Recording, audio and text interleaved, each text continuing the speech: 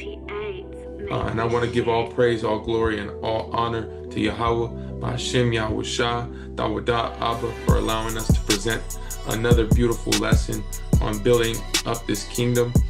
And we're going again into Captain Class number 2, Captainship.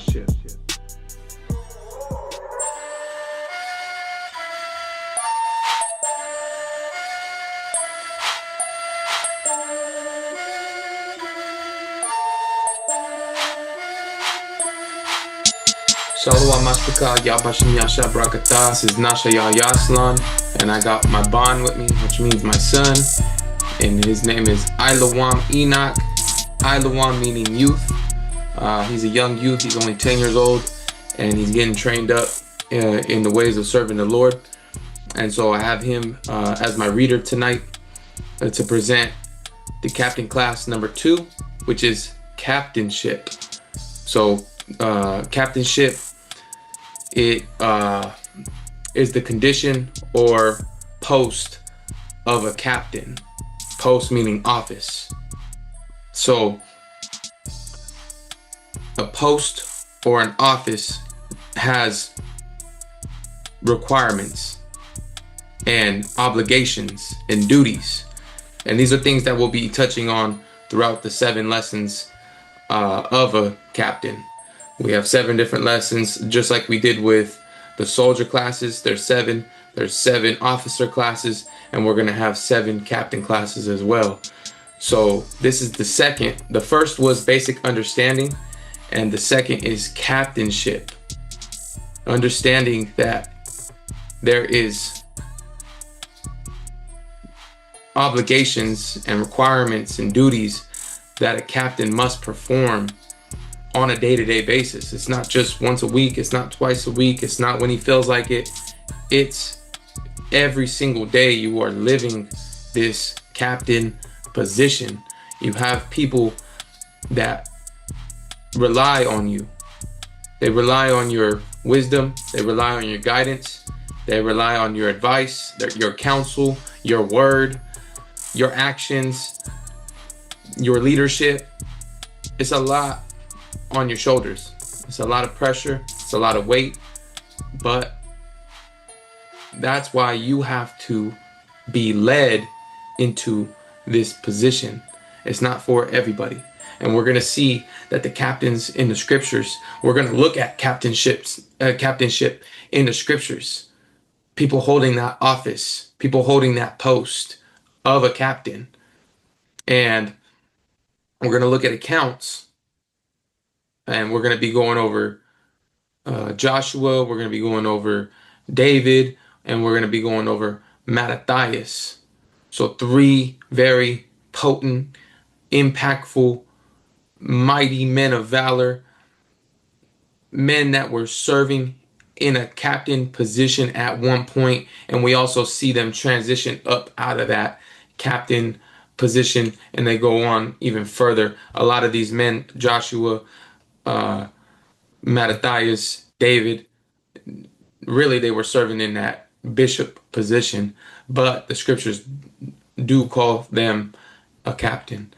And I want to give all praise, all glory, and all honor to Yahweh, Ba'ashem Yahushua, Dawadah Abba, for allowing us to present another beautiful lesson on building up this kingdom. And we're going again into Captain Class number 2, Captainship. All right. So with that being said, I want to give the definition of captain. It's a chief, a head, to act as a leader, to manage, to control. A chief is a leader. A head, right? A head of a congregation, a head of a body. That's a leader. To act as a leader, right? We have to actually live this. To manage. Are you able to? I mean, a captain is literally managing his men, his officers, his soldiers. He's managing to control. He's making the moves. This is what comes with captainship, the condition or post of a captain.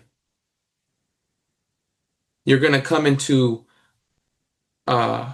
conditions that are diverse, conditions that you may have never even experienced before, but you have to use wisdom, knowledge, understanding, experience to be able to overcome those situations. So I know a lot of us may be familiar with the saying, the captain goes down with the ship. That has to be in your spirit. Let me explain. The captain goes down with the ship is the maritime tradition that a sea captain holds the ultimate responsibility for both the ship and everyone embarked on it. And in an emergency, they will devote their time to save those on board or die trying. You have men, women, children, elders that are you're in charge of, looking out for their souls, looking out for their families, looking out for their well-being. That's what the captainship is about.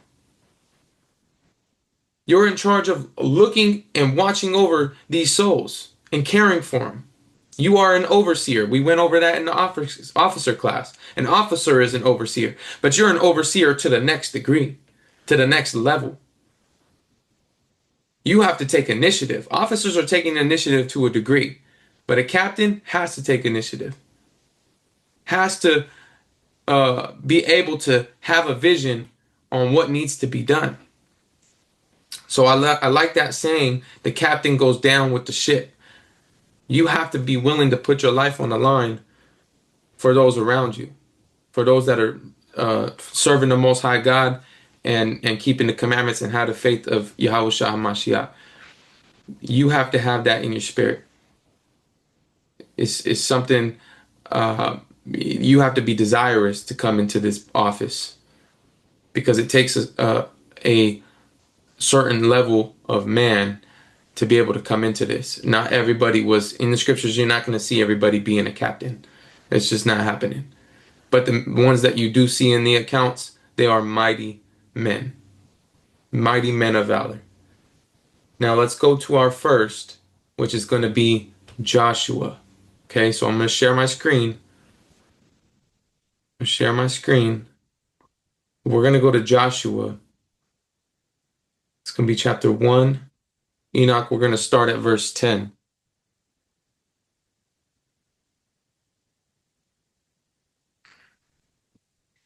Joshua chapter 1 verse 10.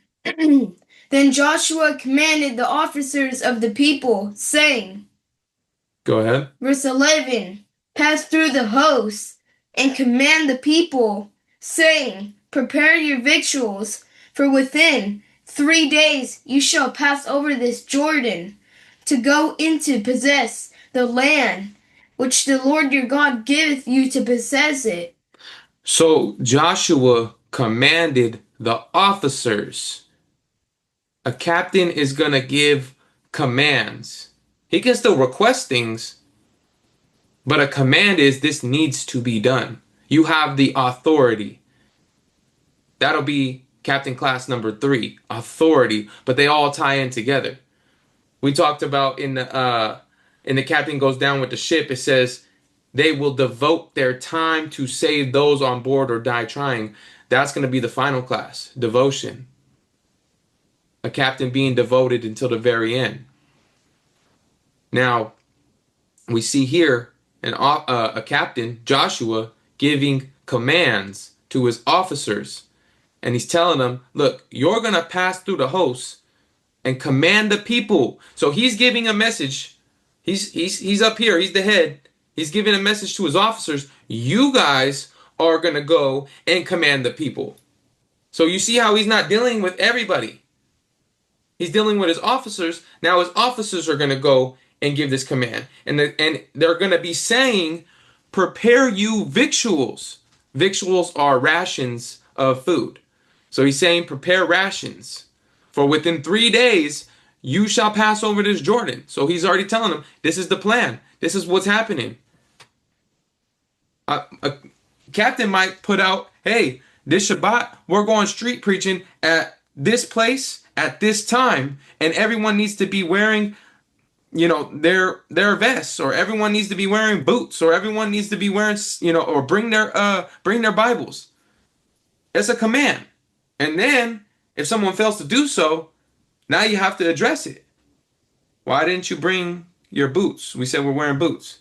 Why didn't you wear your vest? We said we're wearing our vests. Why didn't you bring your Bible? We told you to bring Bibles. Those things have to be addressed, right? But in this case, you see, it's a command. Hey, what happens if the people don't bring the victuals? Then they're probably going to starve. There's going to be consequences. So you see here, he's commanding his officers, prepare victuals. In 3 days, we will pass over the Jordan to go in to possess the land which the Lord your God giveth you to possess it. Let's continue, verse 12. And don't read with your hand in front of your face. Read loud, project into the mic. Verse 12. And to the Reubenites, and to the Gadites, and to half the tribe of Manasseh, spake Joshua, saying.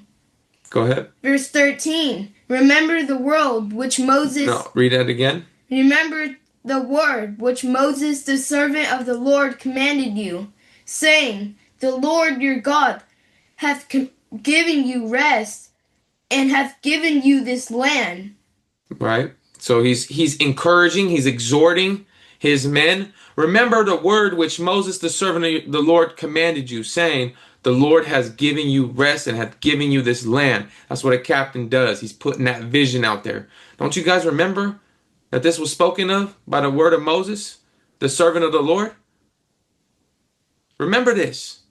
He's exhorting his men. He's exhorting his people. He's encouraging them. Go ahead, verse 14. Verse 14. Your wives, your little ones, and your cattle shall remain in the land which Moses gave you on this side Jordan. But you shall pass before your brethren armed, all the mighty men of valor, and help them. So the wives and the children, these and your cattle, these are what you're fighting for. But he said they're going to remain behind. But you're going to pass before your brethren armed. That's what we're building up here. We're not playing around. We understand that this is a war. We're in a spiritual war, and it may get to a physical war. We are in a spiritual war right now. In this time, they were in a physical war. They were armed up with swords. And all the mighty men of valor and help them. So this is who he's in charge of. He said, look, we're going to go fight these battles, and we're going to conquer these other nations so that we can possess this land. How do you think they're going to possess it? That's what they had to do. They had to go and conquer the other nations. And so when it's done, they can bring their wives, their little ones, and their cattle. But there has to be order. There has to be structure. There has to be an army. And there has to be men in charge of leading this army. And Joshua is the captain of this army, making the calls. He's in charge of the captainship right now. Go ahead, verse 15. Verse 15. Until the Lord hath given you, your brethren, rest, as he hath given you, and they also have possessed the land which the Lord your God giveth them. Then ye shall return unto the land of your possession, and enjoy it, which Moses the Lord's servant gave you on this side Jordan toward the sun rising. Come on.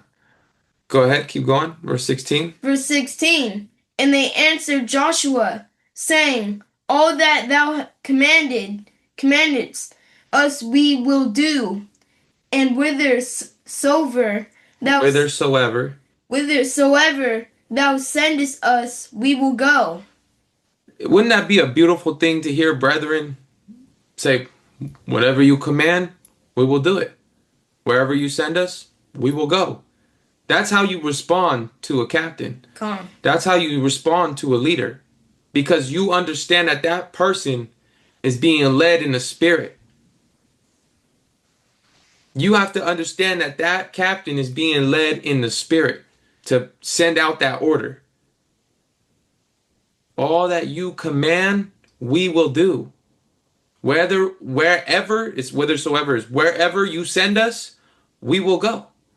A captain giving orders and the people receiving them and being obedient.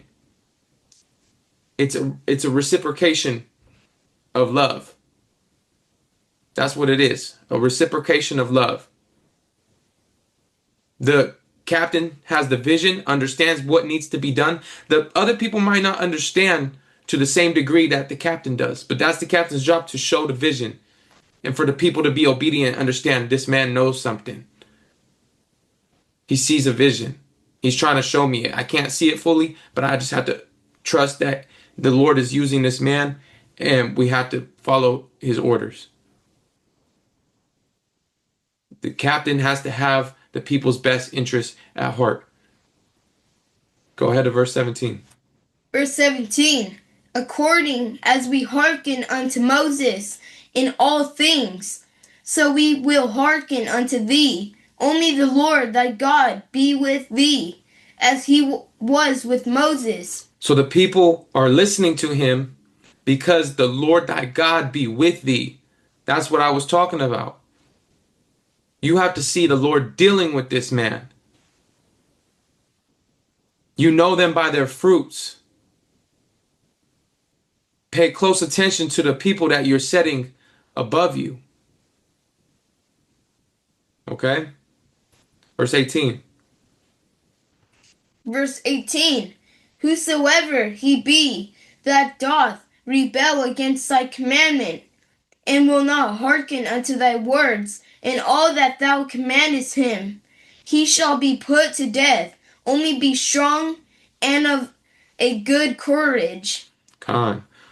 So there's consequences.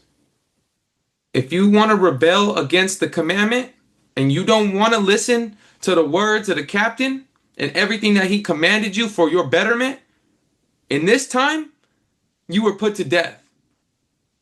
That was the consequence. That's how severe it was to be disobedient to a man that was set in charge by the Lord. Nowadays, it's difficult. I mean, we're not going to put nobody to death, but they're putting themselves to death spiritually. And they're also affecting the whole entire body. That man had to be put to death because he was a plague in the nation. He was teaching other people that it was okay to be disobedient. Nowhere in the scriptures does it say it's okay for you to be disobedient. There was consequences and punishments for you being disobedient. And so a captain has to address the disobedience. And in that time, you being addressed was you being put to death. They didn't have time for that. There was no place for that. It's a plague, and it has to be eradicated. Let's go to Joshua chapter 7, verse 10. Joshua chapter 7 verse 10. And the Lord said unto Joshua, Get thee up, wherefore liest thou thus upon thy face?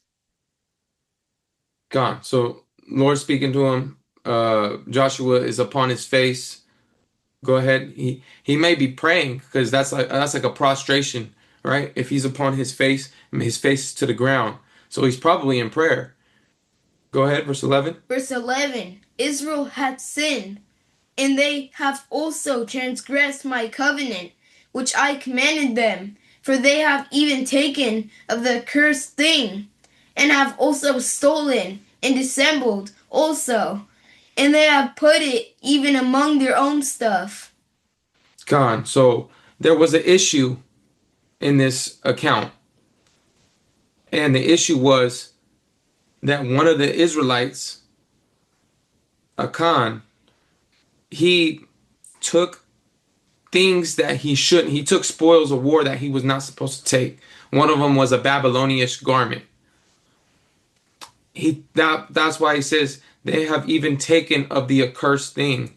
That was something that was not right for him to have taken and have also stolen. He stole it. It was not that spoil was not to be taken.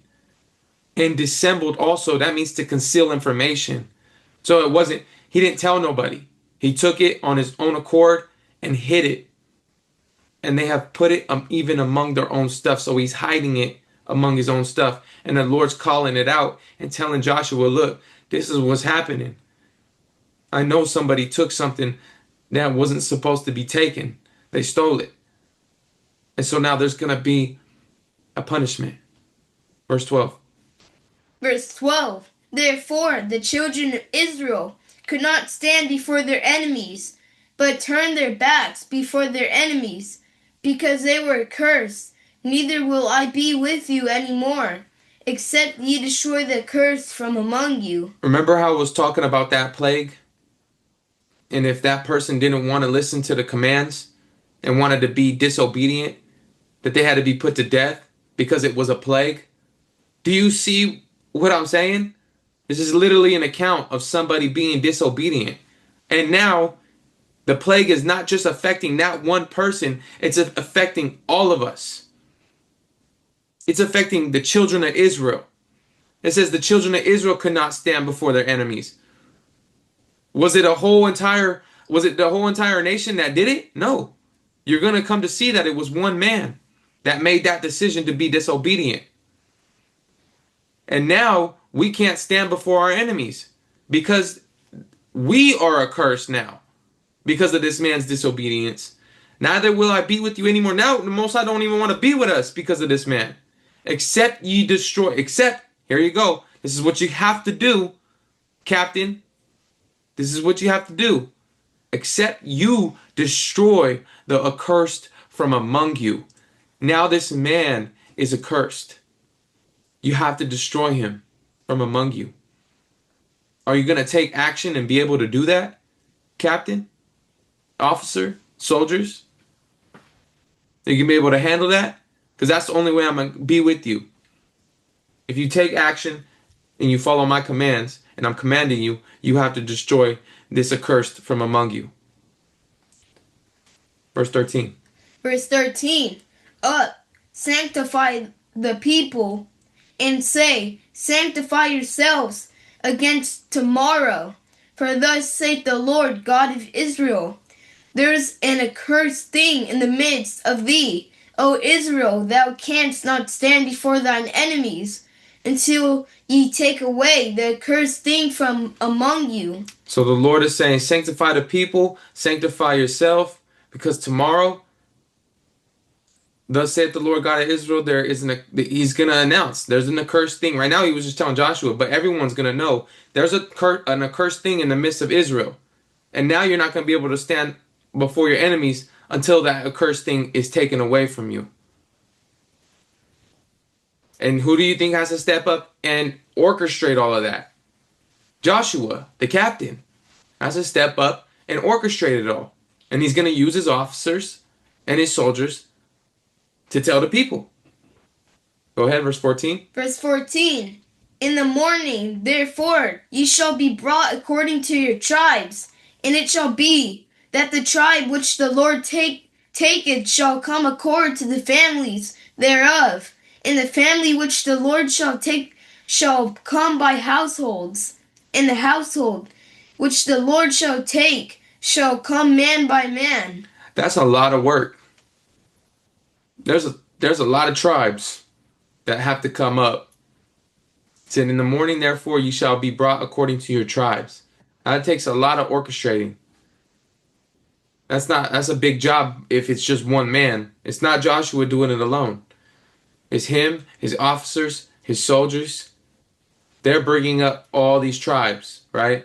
And so it says that the tribe which the Lord taketh shall come according to the families thereof. So you have families coming. And the family which the Lord shall take shall come by households, bringing whole households.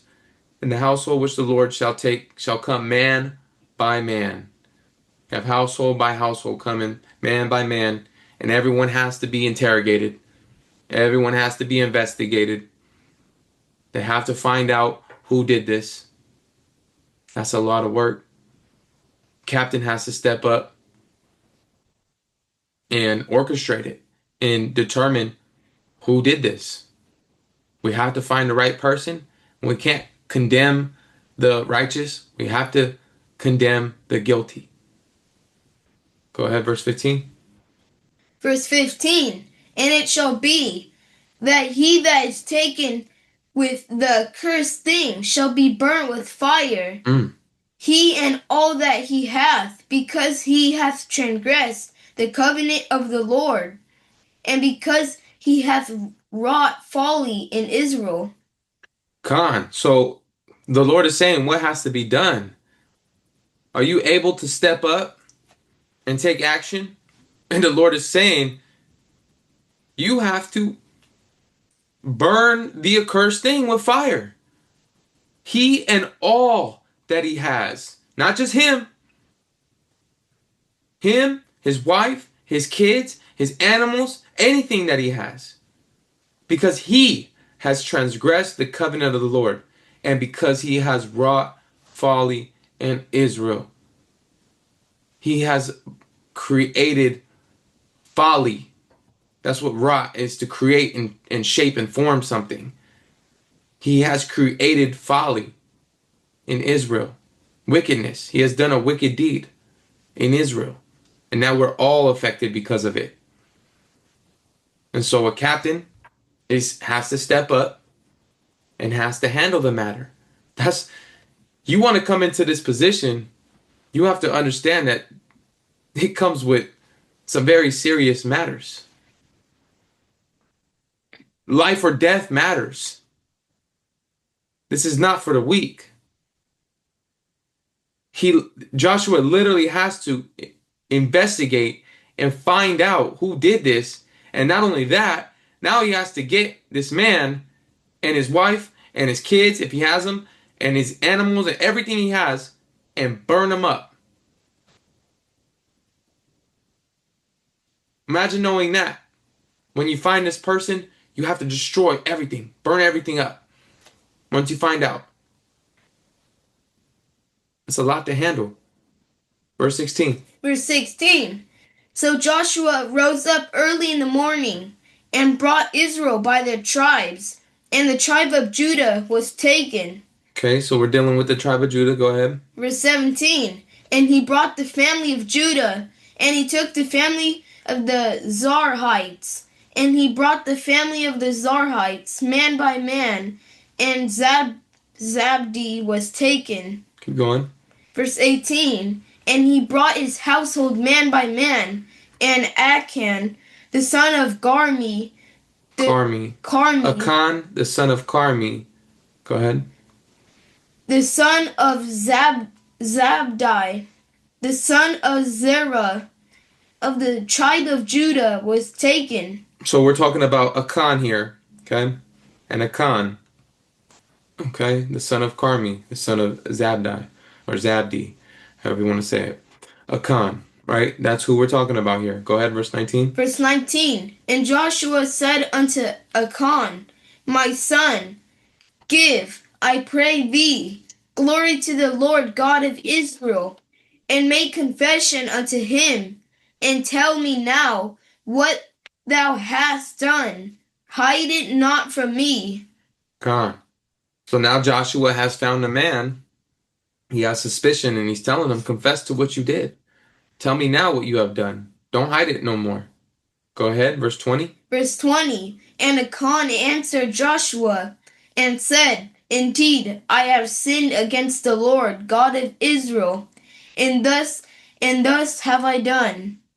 So Achan came out, confessed, and acknowledges he sinned against the Lord God of Israel. Verse 21. And now we know what this means, though.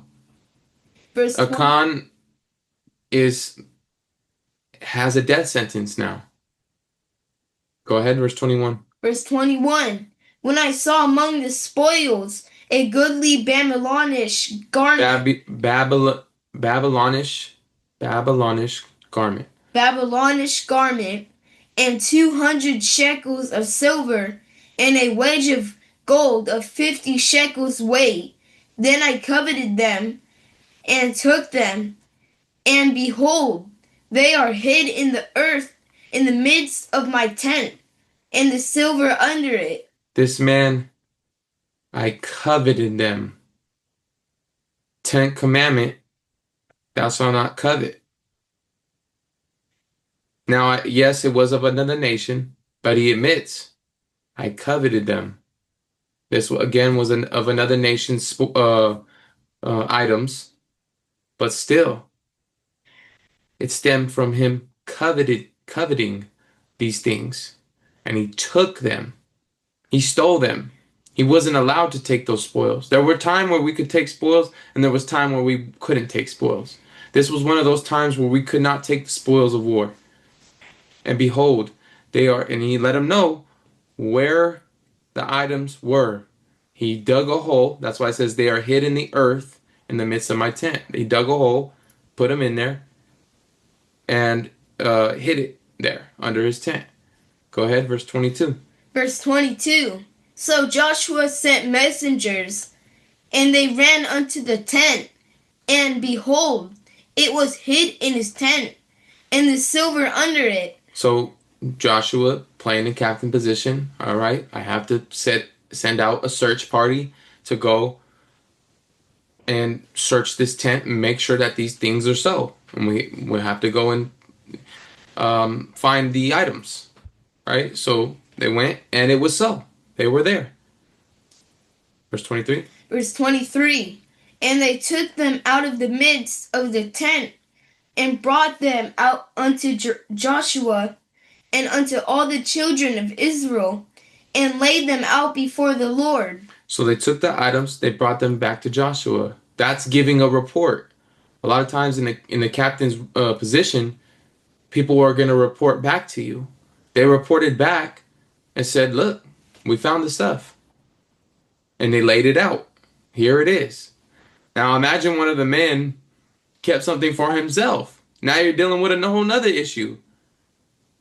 So they brought everything, right? These are things that you have to be observant of. You know, it could have a trickle effect. Now you had another man on the way there. He was like, well, they won't. Oh, he said, what did he say? He gave a 50 shekels weight, right? But really when they got there it was 51. So he kept 1 shekel for himself of gold, and he brought the 50, right? And so now he kept something behind, and now it's a snowball effect. Now, you know, and that didn't happen. I'm just saying these are things that could happen, and then it would just create more and more problems, right? And so this holds up.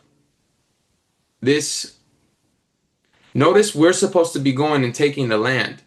And in the midst of us going to possess the land, we have things like this happening that is stopping the progress of our work and our efforts. It's holding up the entire congregation. It's holding up the entire body because someone chose to be disobedient. And now a leader has to step up into that captainship position and handle matters so that we can deal with the matter. And in this case, this man had to be put to death. Him, his family, and all his belongings had to be lit with fire and incinerated. And then once that's done, matter was handled, they could proceed forward. But all the brakes had to be hit. A lot of work and effort had to go into this because one man decided to be disobedient. And that's how the body's progress gets halted. This is a good account of that. And how a captain has to step up and handle the matter so the body can continue to move forward. Let's go to verse 24. Verse 24. And Joshua and all Israel with him took Achan, the son of Zerah, and the silver, and the garment, and the wedge of gold, and his sons, and his daughters, and his oxen, and his asses, and his sheep, and his tent, and all that he had, and they brought them unto the valley of Achor. So when they go to the valley of Achor, what are they going to do with Achan his sons, his daughters, his gold, his sheep, his ox, his asses, his tent. What are they going to do? Wasn't that gonna burn to fire? Let's see. Dang, that's sad. Verse 25. Verse 25. And Joshua said, Why hast thou troubled us? The Lord shall trouble thee this day. And all Israel stoned him with stones, and burned them with fire, after they had stoned them with stones. Let that sink in. The Most High ain't playing around. This ain't a game. It's not a joke. There's lives on the line. Souls to be saved. Here we have a disobedient man that was accursed for his actions, for his wrongdoing, for his disobedience. Joshua said, Why have you troubled us? And because of that, the Lord is going to trouble you today. And all Israel, not some, all partook in this. All Israel stoned him with stones and burned them with fire. Roasted. Completely. Why did they do that? Because the Lord commanded it. They had to be obedient to the Lord's command.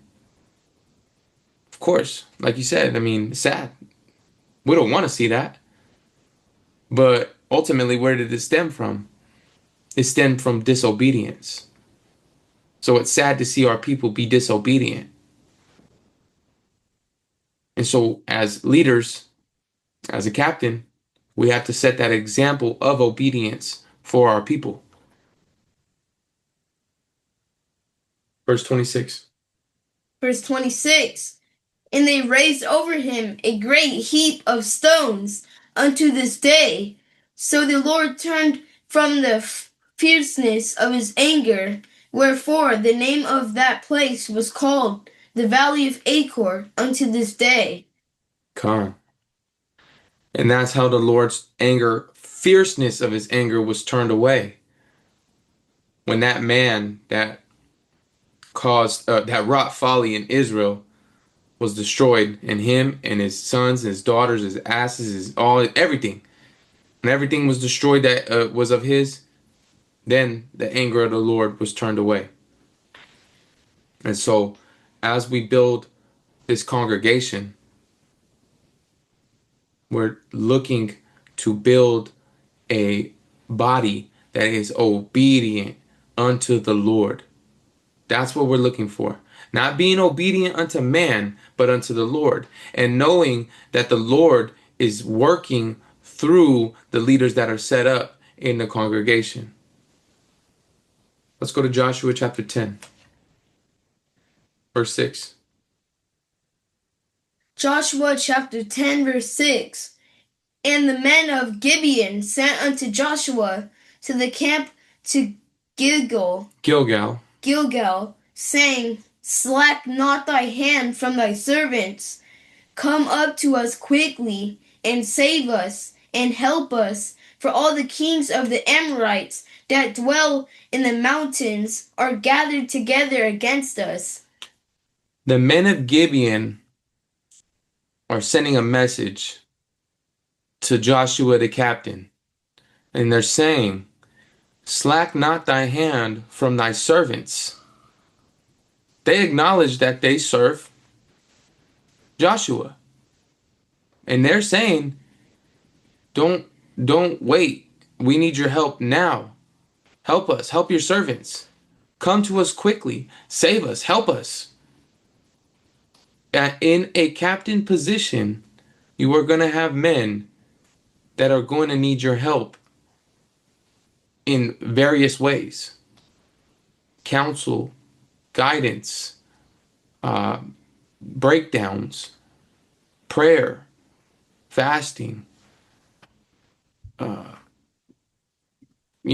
teaching them one-on-one, helping them teach somebody else.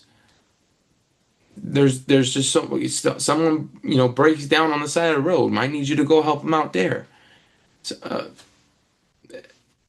Life counseling. There's so much that comes into play, and that person may need it at any hour of the day.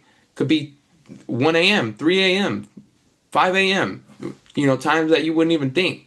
You might get a phone call from somebody. Hey, uh my wife is on her deathbed. I need help. I need some prayer.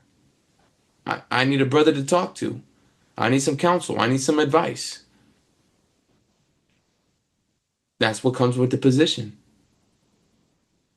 They're asking urgently to Joshua, come now. If you don't come quickly, we're going to die to the king of the Amorites, to the kings of the Amorites. They are gathered against us. Joshua has to raise up, get his men in order, take his men, and go handle business quickly.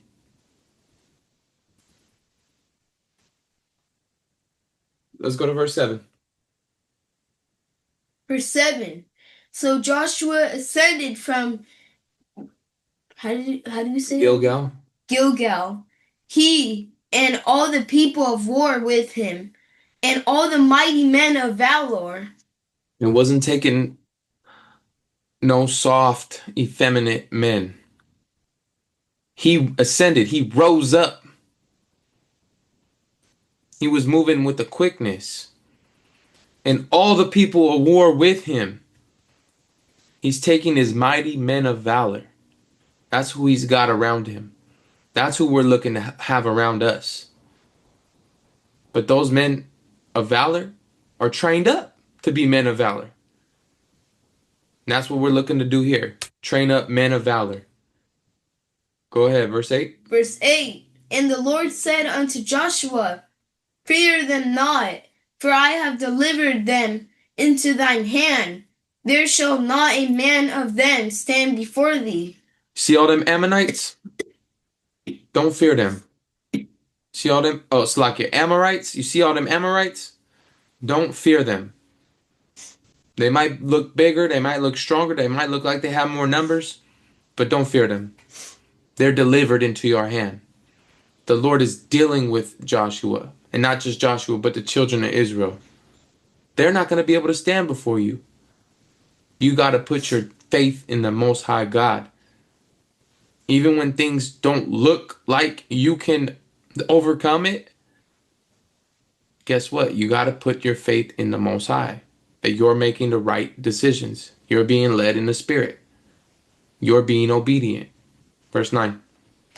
Verse 9. Joshua therefore came unto them suddenly, and went up from Gilgal all night. So he's taking action, doing what was asked of him. Not tarrying, but making haste. Go ahead, verse 10. Verse 10. And the Lord discomfited them before Israel, and slew them with a great slaughter at Gibeon, and chased them along the way that goeth up to Beth-horon, and smote them to Azekah, and unto Makkedah. So the Lord discomfited them before Israel. Do you see how the Lord is working with Joshua? Is leading him? It doesn't say Joshua discomfited them. It doesn't say Israel did. It says the Lord discomfited them before Israel. He's using them to do his work, to do his bidding, and slew them with a great slaughter at Gibeon. They handled business. They did what was right. They had to protect those men. I think it was, what was it? The men of Gibeon. They had to protect the men of Gibeon, who were the servants of Joshua. Okay? And we have to protect our people. As captains, we're overseers, and we're watching over the flock to make sure that they are safe, make sure that they're taken care of, to watch over their soul, and to make sure that there's no folly in Israel. Let's go to we're going to drop down and go to verse 22.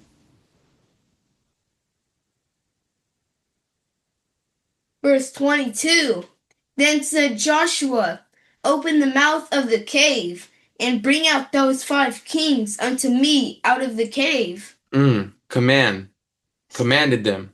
Open the mouth of the cave, which means there was a boulder in front of the cave. Bring out those 5 kings. So these kings were now hiding in the cave. They heard of the slaughter going on. And like, hey, we need to go hide out until hopefully they just pass by us. But he knew where they were at. Go open up that cave, bring them out. Verse 23. Verse 23. And they did so, and brought forth those 5 kings unto him out of the cave. The king of Jerusalem, the king of Hebron, the king of Jarmuth, the king of Lachish, and the king of Eglon. So he brought out 5 kings, one of them being the king of Jerusalem. Go ahead, verse 24. Verse 24. And it came to pass, when they brought out those kings unto Joshua, that Joshua called for all the men of Israel, and said unto the captains of men of war, which went with him, come near, put your feet upon the necks of these kings. And they came near, and put their feet upon the necks of them. So Joshua was a captain, but we see his transition into a bishop position. Because Joshua called for all the men of Israel and said unto the captains. So he's got captains under him. He's more so in that bishop position, calling the shots. The head of the congregation. So you can see how these mighty men in these accounts rise up in the ranks. Even though they don't call him a bishop, we still see the position that he's in. He's above these captains. And he's calling the shots. Joshua called for all the men of Israel and said unto the captains of the men of war which went with him, come near, put your feet upon the necks of these kings. Imagine that. You got these mighty kings laid out on the ground. Go ahead. Put your feet on their necks. Mighty captains, men of Israel, standing on the Amorites' king's neck. Imagine, have you ever stood on somebody's neck? Let it sink in. And they came near, they followed the command, and put their feet upon the necks of them. Why? Verse 25. Verse 25. And Joshua said unto them, fear not, nor be dismayed. Be strong and of good courage, for thus shall the Lord do to all your enemies against whom ye fight. Whom you fight. So, this was why. This is why he told them to stand on their necks. It was a sign. Look, I'm showing you what is being done right now. This is what the Lord will do against all your enemies whom you fight against. He's going to allow you to trample on their necks. Tread upon scorpions. There's a scripture like that in the New Testament. He give you the power to tread over scorpions. That's what it's talking about. These people want to kill us. What does a scorpion do? It stings, right? These Amorites wanted to kill us, sting us. But the Lord is going to fight for us. And he's exhorting his men, be strong and of a good courage. Because the Lord is going to allow you to do these wonderful things. Look at you standing on the kings of the Amorites' neck right now. Joshua is showing his men how powerful they are. They might not realize it, but he has to exhort them and encourage them. Now, let's go to another mighty captain, David. 1 Samuel 13 and 13.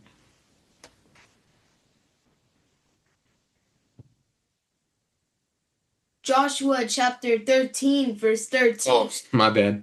1 Samuel 13 and 13. My bad. Salakia. All right, go ahead. 1 Samuel chapter 13, verse 13. And Samuel said to Saul, Thou hast done foolishly. Thou hast not kept the commandment of the Lord thy God, which he commanded thee for now. Hold on. Slow it down. It says, which he commanded thee. Pause. For now. Okay, so read it from the top again. And Samuel said to Saul, Thou hast done foolishly. Thou hast not kept the commandment of the Lord thy God, which he commanded thee. For now would the Lord have established thy kingdom upon Israel forever. Right. So Saul was commanded to slaughter everything, but he done foolishly because he decided to not slaughter everything. He decided to save the best. He wanted to give it to the Lord, but still, when the Lord commands you to slaughter everything, you slaughter everything. You don't leave some behind. Go ahead, verse 14. So he was saying, I would have established the kingdom of Israel with you forever, but because you did this, verse 14. Verse 14. But now thy kingdom shall not continue. The Lord hath sought him a man after his own heart, and the Lord hath commanded him to be captain over his people, because thou hast not kept that which the Lord commanded thee. So after Saul, who did the Lord set up to be captain over his people? David.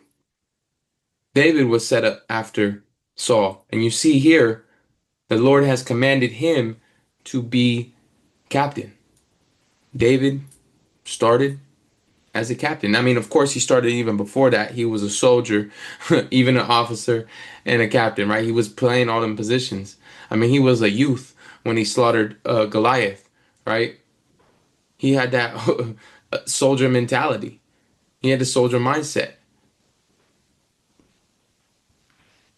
And so we see the Lord exalting David and setting him up to be a captain over Israel. Let's go to 2 Samuel chapter 4 and verse 5. 2 Samuel chapter 4 verse 5. And the sons of Rimmon, the Beerothite, Rechab, and Baanah went and came about the heat of the day to the house of Ishbosheth,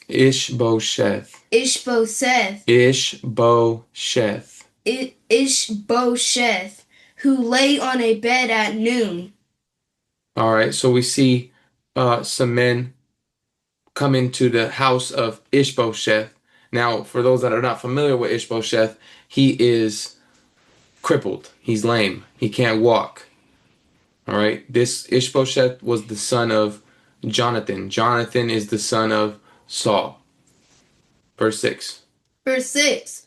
And they came neither into the midst of the house, as though they would have fetched wheat, and they smote him under the 5th rib, and Rechab and Baanah his brother escaped. Right, so let's see, the sons of Salakia. Yeah. It says, and they came thither into the midst of the house, and they smote him under the 5th rib. So they're talking about him as Ishbosheth.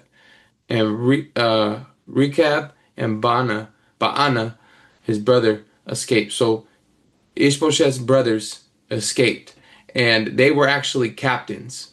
Rechab and Baanah were captains. They were the sons of Jonathan as well. But Ishbosheth was smitten under the 5th rib, and he died. Verse 7. Verse 7. For when they came into the house, he lay on his bed in his bedchamber, and they smote him, and slew him, and beheaded him, and took his head, and gat them away through the plain all night. So these men went into his bedchamber. He's crippled. He can't do anything anyway. They smote him, slew him, beheaded him, and took his head. Go ahead, verse 8. Verse 8. And they brought the head of Ishbosheth unto David. You don't need to do all that, okay? Oh, my throat is... Okay, well, come on. Unto David to Hebron, and said to the king, Behold the head of Ishbosheth, the son of Saul thine enemy, which sought thy life, and the Lord hath avenged my lord the king this day of Saul, and of his seed. So these men brought the head of Ishbosheth unto David, and said to the king, Behold the head of Ishbosheth, the son of Saul, thine enemy. Now Ishbosheth wasn't the son of Saul, it was the son of Jonathan, but still, that was, Saul was his grandfather. And it says, which thine enemy, so they knew that Saul was an enemy to David, but if you think about it, David didn't see Saul that way. Even though Saul was trying to kill him, David still never laid a finger on him.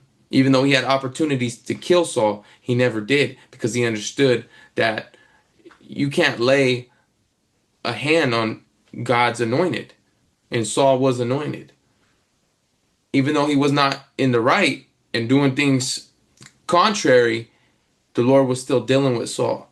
So they're thinking they're doing a good thing. They're doing a good work by bringing the head of Ishbosheth, not knowing that David loved Jonathan and cared, because remember, Jonathan is dead at this point. So David is in the care of Ishbosheth, his son.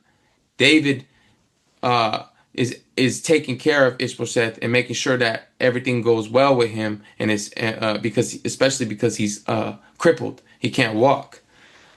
And so now imagine this, the son of Jonathan, a man who you loved and you were tight knit. These men are bringing his son's head to you, thinking that they're doing a good work, and they're saying, "Look, we brought you the head of Ishbosheth, your enemy, who sought the son of Saul, your enemy, who sought your life, and the Lord hath avenged my lord the king this day of Saul and of his seed." So they're thinking they're doing a good work by doing this. Now watch this, verse 9. Verse 9. And David answered Rechab and Baanah, his brother, the sons of Rimmon, the Beerothite, and said unto them, As the Lord liveth, who hath redeemed my soul out of all adversity. Adversity. Who hath redeemed my soul out of all adversity. Go ahead, verse 10. Verse 10.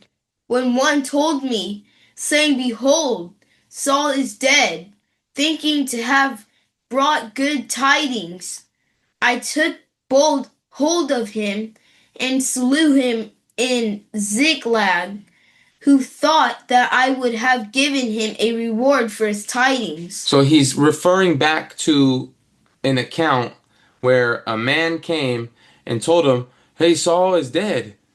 And this man thought to have brought good news. That's what good tidings is, good news. This man thought he was bringing good news when he came to told David Saul was dead. I took hold of him and slew him in Ziklag, who thought I would have given him a reward for his news. That man that came to told David that thought he was going to get rewarded. What was he rewarded with? Him being slaughtered. He was rewarded with the sword. That's what his reward was. So what do you think is coming for these men that are bringing him Ishbosheth's head? Go ahead, verse 11. Verse 11. How much more, when wicked men have slain a righteous person in his own house upon his bed, shall I not therefore now require his blood of your hand, and take you away from the earth? He said, how much more do you men deserve when you have slain a righteous person in his own house on his own bed? That man was crippled. That man couldn't even walk. You feel like you did something because you killed a crippled man, a righteous man at that? So now, shouldn't I require his blood of your hand? And I had to take you away from the earth now? Imagine getting hit with that, thinking you about to get some type of reward, and you hear David, the captain, respond with, I gotta take you out of this earth. We have to lay you down. That's it. It's the only way that's the only outcome for you now. Verse 12. Verse 12. And David commanded his young men, and they slew them, and cut off their hands and their feet, and hanged them up over the pool in Hebron. But they took the head of Ishbosheth, and buried it in the sepulchre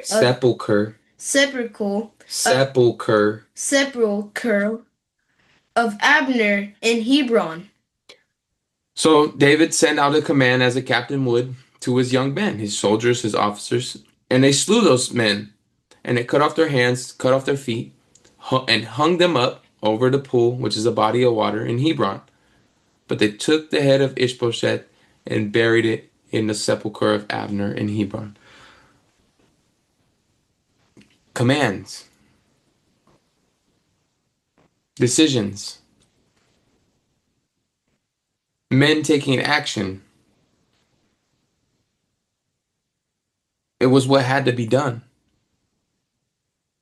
Not easy decisions. I mean, imagine giving the command, cut off their hands, cut off their feet, and hang them up for their wickedness. For them rotting, what are they? They rot folly in Israel. Tough decisions captains have to make. Let's go to 2 Samuel 23 and 8. 2 Samuel chapter 23, verse 8. These be the names of the mighty men whom David had, the Tachmonite that sat in the seat, chief among the captains. The same was Adino, the Zenite. The Eznite. He left up his spear against 800, whom he slew at one time. Man, so these were David's mighty men. And the chief among the captains. So you got captains, but then you got that chief captain. Like he's ready to go on to the deacon position. He's the chief captain of them. He's the captain of the captains. And that was Adino. And this man was so mighty. When he lifted up his spear against 800, he slew him at one time. I mean, I can't even imagine you swinging a spear in, I mean, it must be in like one sitting, because I can't imagine swinging one time and just laying down 800 people. I mean, I know we were built different back then for sure, but yeah, I mean, my understanding on it is it was that in one fight he would lay down 800 people, but if it was in one swing of the spear, my goodness, you better watch out. But this was the chief of the captains. You see how they have so much power, so much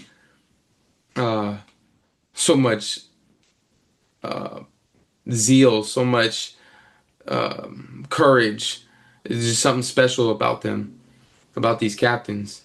And it's going to explain something special about each one. Go ahead, verse 9. Verse 9.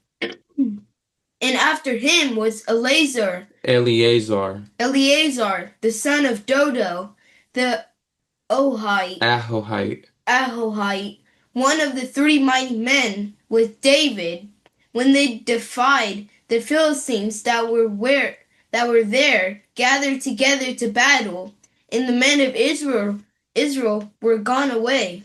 So we're talking about another captain who is Eleazar. Okay, one of the three mighty men. So there were three special men that were with David. Not saying that the other ones weren't, but these ones really stood out. We had Adino being the chief of them. Then we have Eleazar now. Let's see what's special about Eleazar in this battle with the Philistines. Verse 10. Verse 10. He arose and smote the Philistines until his hand was weary, and his hand clave unto the sword. And the Lord wrought a great victory that day, and the people returned after him only to spoil. That's how mighty this man was. He was laying people down so much that his hand clave unto the sword. I mean, he couldn't even. I know that feeling to a degree.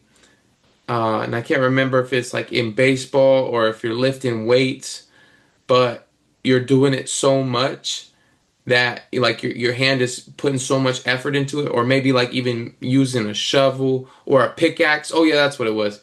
Pickaxe, right? I've been using a pickaxe to chop at something for a long time, and I'm talking about a long time to where you got blisters on your hands, and then you try and let go of it, and you can't because your hand is just cleaving into it. It takes a moment for your hands to finally be able to open up. So that's how much he was laying down these people, where his hand he couldn't even remove his hand from the sword if he wanted to. that's a mighty um, that's a mighty warrior right there. And so that was Eleazar. So we had Adino, the chief of them, Eleazar, and now we have another. Verse 11. Verse 11. And after him was Shema, the son of Agi, the Havrite. Harite, and the Philistines were gathered together into a troop, where was a piece of ground full of lentils, and the people fled from the Philistines. Gone. So we have Shema, and we have the Philistines gathered together in a troop. They have an army. Where was a piece of ground full of lentils. So they're coming for their rations. Lentils is a food, right? And so we have people coming for these rations, and the people fled from the Philistines. So they gave up their rations because the Philistines are coming to conquer. I mean, that's what war is, right? If you're fighting a war, if you cut their food supply, most likely you're going to win the war. So the Philistines were coming to cut the food supply here. And the people fled from them because they weren't trained up in war, right? They were probably just farmers. And they're like, hey, we can't deal with these Philistines. They'll kill us. We got to get out of here. We got to leave our crops behind. So let's see what Shammah did. Verse 12. Verse 12. But he stood in the midst of the ground and defended it, and slew the Philistines, and the Lord wrought a great victory. So what did that Captain Shammah do? He stood on business, defended the crops because he understood that it was important for the people to eat, and understood that they could lose the war if they lost their crops. They lost their rations. And he slew the Philistines, and the Lord wrought a great victory. Through who? Through Shammah and his mighty men with him, fighting with him. But you see, we have captains stepping up in situations and scenarios that are life-threatening. Life-threatening situations and scenarios. And they have to be very courageous and bold as a lion. And you see that the Lord is winning these victories through these men. Men being used by the Most High. Let's go to 1 Corinthians chapter 11 and verse 4. 1 Corinthians chapter 11 verse 4. And David and all Israel went to Jerusalem, which is Jebus, where the Jebusites were, the inhabitants of the land. So David and Israel went to Jerusalem, which is called Jebus, where the Jebus, where the Jebusites were. Okay, verse 5. Verse 5. And the inhabitants of Jebus said to David, Thou shalt not come hither. Nevertheless, David took the castle of Zion, which is the city of David. So the inhabitants, the people that lived at Jebus, told David, "Don't come here." Nevertheless, I mean, David's a captain. He's in charge. He's like, "I have to come here. I'm going to take the castle of Zion, which is the city of David." He didn't just take, "Oh, they told me no, I can't come. Looks like we got to pack it up and go home." No, he took it. He took charge. He took action. Go ahead, verse 6. Verse 6. And David said, Whosoever smiteth the Jebusites first shall be chief and captain. So Joab, the son of Zeruiah, went first up and was chief. There's opportunities for Israel, for the mighty men of Israel, to step up and fill these voids, fill these gaps. Joab stepped up and filled a gap, filled a void. They needed somebody, and David put it out there. David's a bishop at this point. That's how I look at him. He's in a bishop position, and he's saying, "Hey, there's a void, there's a gap. I want someone to fill it. Whosoever smites the Jebusites first come, first serve, shall be chief and captain." Who's gonna step up and lead the army to go and fight these Jebusites? So Joab, the son of Zeruiah, went first up and was chief. He was promoted because he had courage. He took action. He was zealous. These are the men we are looking for to step up into these captain positions. So there is opportunities, but you have to be willing and able to fill the position. Take action. Now let's go transition over to the final mighty captain that I want to bring out. And that's going to be Judas Maccabeus. We're going to go to 1 Maccabees chapter 2 and verse 66.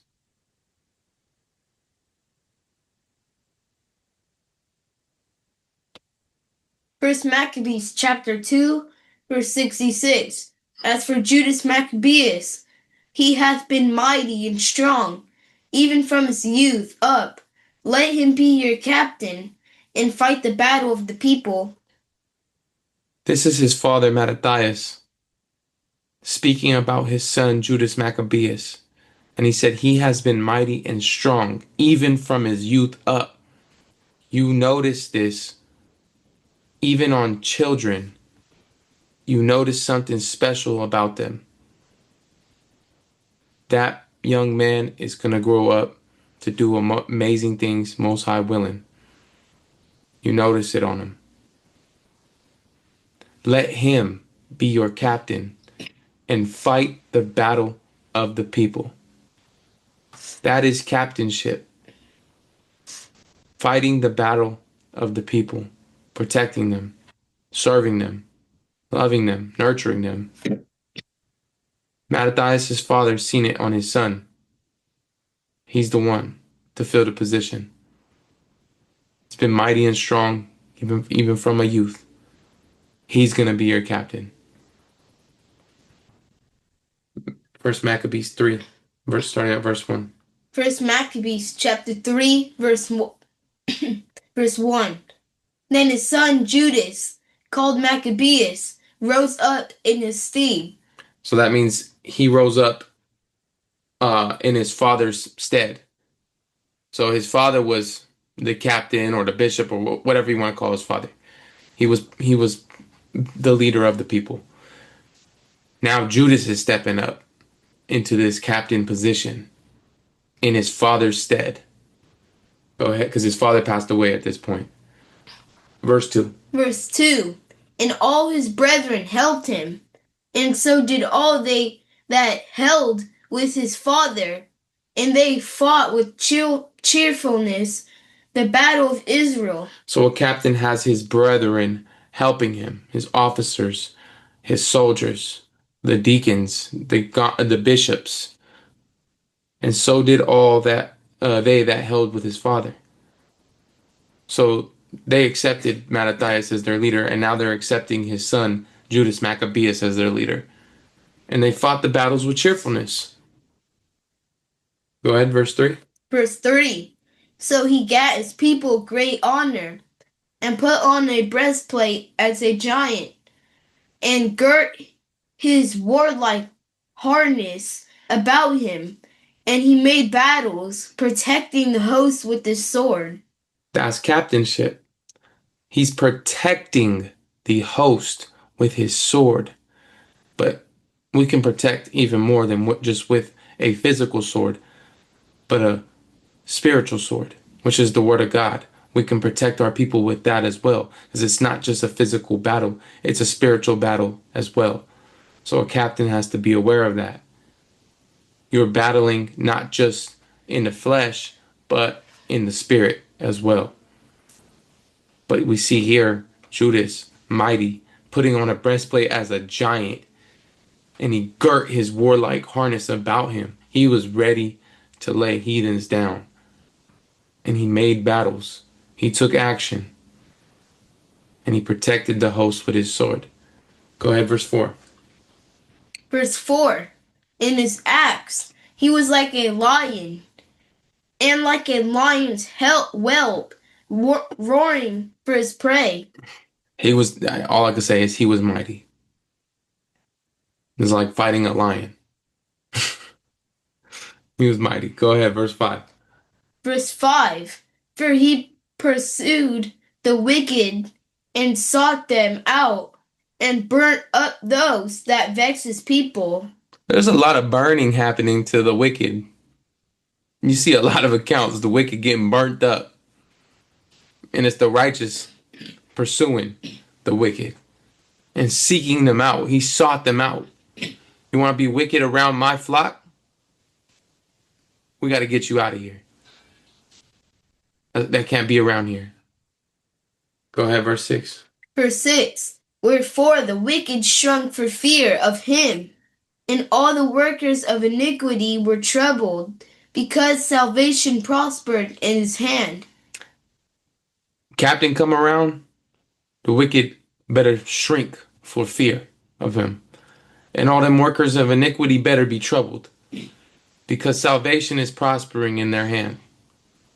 That means that they're getting deliverance from their enemies. That's what salvation is. Deliverance from your enemies. And that was what was happening with Judas Maccabeus. Go ahead, verse 7. Verse 7. He grieved also many kings, and made Jacob glad with his acts, and his memorial is blessed forever. That's a mighty captain. And the children of Israel, Jacob, are glad with everything that he did. All his mighty, valiant acts. And he's going to be blessed for his deeds that he did for his people. Verse 8. Verse 8. Moreover, he went through the cities of Judah, destroying the ungodly out of them, and turning away wrath from Israel. He went and fought the battles, sought out the ungodly, rebuked them, called them out. I mean, today we're rebuking the ungodly, right? But he was straight up destroying them and turning away wrath from Israel. Then when we had the accursed man in the midst of us, that the Most High's anger was upon us, his fierceness and his wrath was upon us. So when he took out these ungodly men, he's turning away the Most High's wrath from us. That's mighty. Verse 9. Verse 9. So that he was renowned unto the utmost part of the earth, and he received unto him such as were ready to perish. Khan. So he was renowned. Everybody knew this captain unto the utmost part of the earth. His name was spread abroad for his mighty and valiant acts. Let's go to the book of First Maccabees, chapter 4, and verse 35.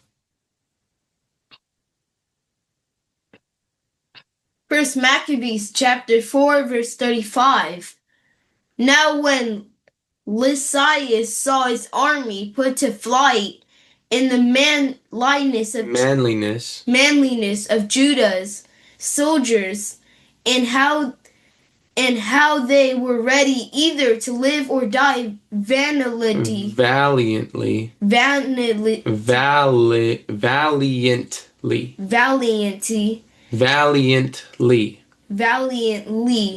He went into Antiochia and gathered together a company of strangers, and having made his army greater than it was, he purposed to come again into Judea. Now, this is another captain, Lysias, and he saw his army put to flight, meaning they were fleeing, they were running away. And he saw the manliness of Judah's soldiers. He saw the manliness of them. How they were ready to either live or die valiantly. Remember, the captain goes down with the ship. And Judas understood that. And his men understood that. A captain was able to teach that to his men. Look, in this battle, if we live or we die, it's all glory to the Most High. Let the Lord have his way. Let the Lord's will be done. We might live, we might die. Whatever the case may be, we're going to fight this battle with everything that we have for our people, for our children, for our laws, for our heritage. His men understood that. And Lysias,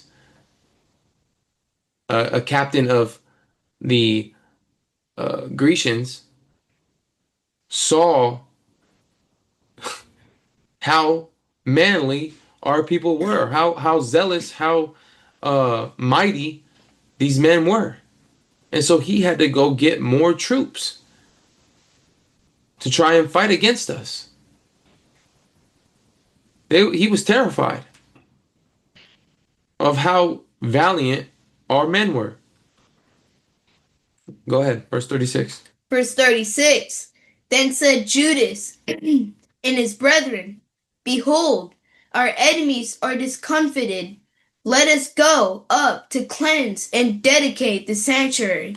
So Judas, being the captain he is, said, Behold, we'll win in this battle against our enemies. Let's go up. Side mission, right? Let's stop. Let's put that on pause real quick. We got to go handle business and dedicate our sanctuary. Change the plans real quick. That's what a captain's got to do. Sometimes you got to put something on hold because there's more important matters. Okay? We've been battling this battle. Let's put it on pause. We have work to do, and we got to go up and cleanse and dedicate our sanctuary. He's calling the shots, and the people are obedient and listening to what he's commanding. Now that's it on the accounts of the three captains. I just have two scriptures to close out this lesson. We're going to go to James chapter 4 and verse 17.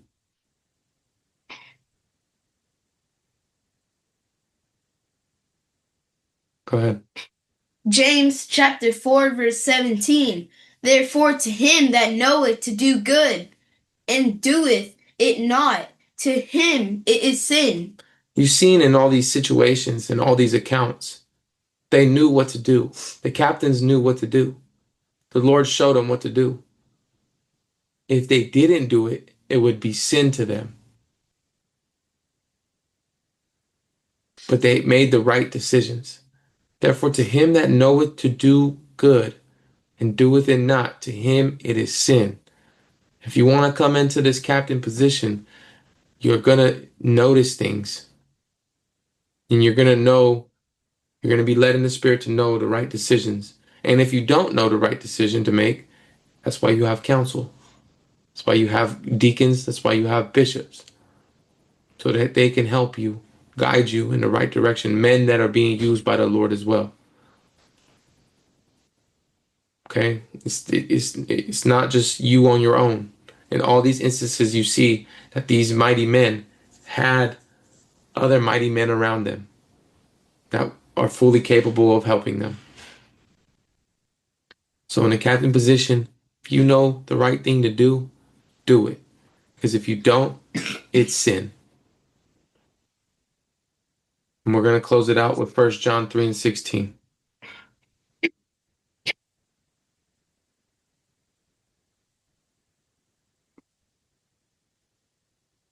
First John chapter 3 verse 16. Hereby perceive we the love of God, because he laid down his life for us, and we ought to lay down our lives for the brethren. Keep that in your heart. Christ laid down his life for us, setting the ultimate example. And we ought to lay down our lives for the brethren. We've seen Judas Maccabeus and his valiant men willing to live or die valiantly. They were willing to lay down their lives for the brethren. A captain better be able to do the same, or he shouldn't be a captain. Verse 17. Verse 17. But whoso hath this world's good, and seeth his brother have need, and shutteth up his bowels of compassion from him, how dwelleth the love of God in him? When Shammah seen the Philistines coming to take the field of lentils, did he just watch and be like, just let him have it? Or did he stand up and gird up and fight the Philistines and keep them and prevent them from taking the food that Israel needed? He stood up and he did it. He fought the battle that needed to be fought. He's seen that his brothers have need of those lentils. He did not shut up his bowels of compassion. He did what a captain needed to do. That's how the love of God dwelled in him. But if you shut up your bowels, if you see your brother has need, and you do nothing about it, how does the love of God dwell in you? How can you call yourself a captain? Shammah can call himself a captain because he proved it. Go ahead, verse 18. Verse 18. My little children, let us not love in word, neither in tongue, but in deed and in truth. Someone can call themselves a captain all they want. They can call themselves a deacon, a bishop, an officer, a soldier, whatever. Whatever they want to call themselves, right? But if you don't prove it in deed and truth, it's vain. Scripture says, let us not love in word, neither in tongue. You got to prove it in deed and in truth. That's through your works. Prove it. Prove that you can serve in that office. Prove that the office that you say you're in, you're actually performing the works that come with that office. Last scripture, verse 19. Verse 19. And hereby we know that we are of the truth, and shall assure our hearts before him. Assure means to have no doubts. When you come into this captain position, you should have no doubt in your hearts before the Most High God that he has led you into this office. There should be no doubts. Your heart should be assured that this is where the Lord wants you to be. And with that, Mashpaka, me and Ilawam Enoch both bid you all a mighty shalom. I hope you enjoyed. Make sure you take the interactive test when you're done watching this video. And I hope you enjoy it. I hope you get a good score. And I hope you received edification from this lesson. We'll say Yahweh Bashem, Yahusha, Barakatam to the nation. Yahweh Shalom. Shem Yahweh Shalom. Shalom. Shalom.